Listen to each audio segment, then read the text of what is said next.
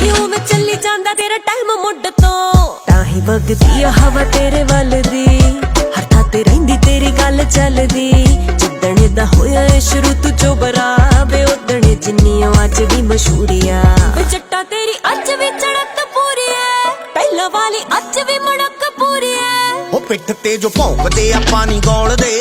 ਬੋਲਦੇ ਆ ਘੱਟ ਸਾਡੇ ਕੰਮ ਬੋਲਦੇ ਝੰਡੀ ਉੱਚੀ ਰੱਖੀ ਸਦਾ ਤਾਂ ਹੀ ਬਾਬੇ ਨੇ ਮਾੜਾ ਹੁੰਦਾ ਵੇਖ ਸਾਡੇ ਖੂਨ ਖੋਲਦੇ